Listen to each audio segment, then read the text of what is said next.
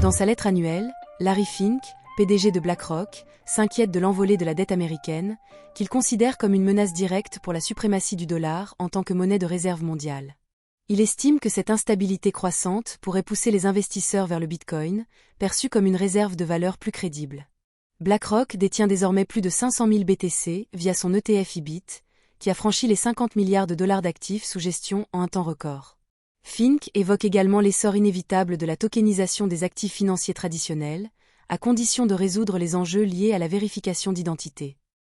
La famille Trump élargit son empreinte dans le domaine des crypto-monnaies avec le lancement du jeton Trump, un meme-coin qui a attiré des critiques pour son potentiel conflit d'intérêts et son impact sur l'industrie crypto.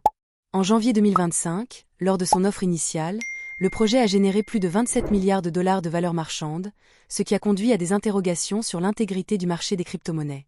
En parallèle, le président Trump a annoncé la création d'une réserve stratégique de Bitcoin, visant à faire des États-Unis le « crypto capital of the world ». Cette initiative a suscité des réactions mitigées, certains économistes la qualifiant de risquée, et soulignant la nécessité d'une réglementation plus stricte dans un secteur déjà volatile, particulièrement après les faillites de plusieurs banques exposées aux crypto-monnaies. Les observateurs notent que l'absence de réglementation claire peut augmenter le risque pour les investisseurs, et alimenter des préoccupations éthiques concernant l'implication directe de Trump dans des projets lucratifs tout en occupant des fonctions publiques. Arthur Cheong, fondateur de Défiance Capital, souligne que la manipulation des prix reste l'un des principaux problèmes des marchés d'actifs numériques. Selon lui, une collusion entre market makers et plateformes d'échange fausse la valeur réelle des tokens.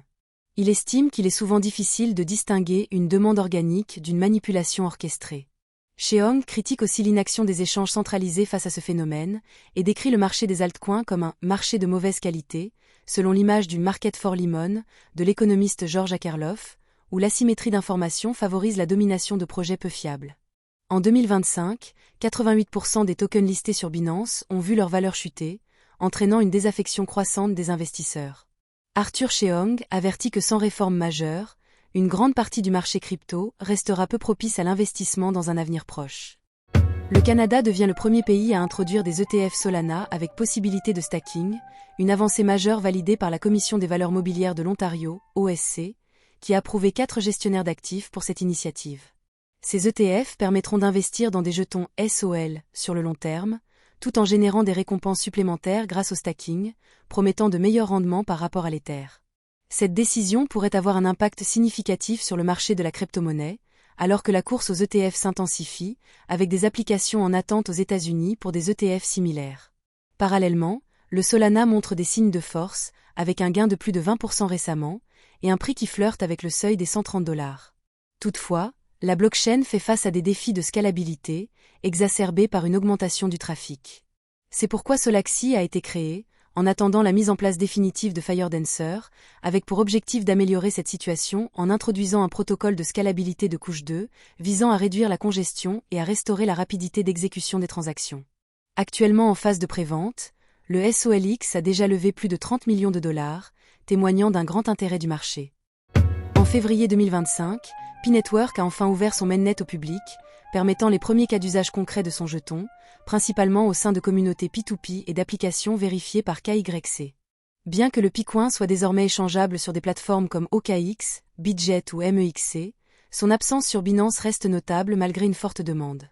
L'adoption progresse lentement, avec des échanges localisés de biens et services via des groupes sociaux ou des APPS internes au réseau Pi. Cependant, ce lancement s'accompagne de doutes.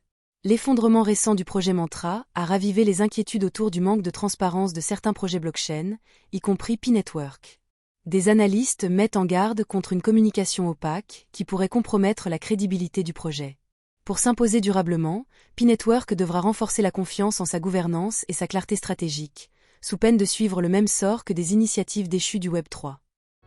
Le stablecoin EURC, géré par Circle, a connu une augmentation spectaculaire de 43% de son offre en circulation au cours du dernier mois, soulevant des préoccupations quant aux dynamiques du marché des stablecoins.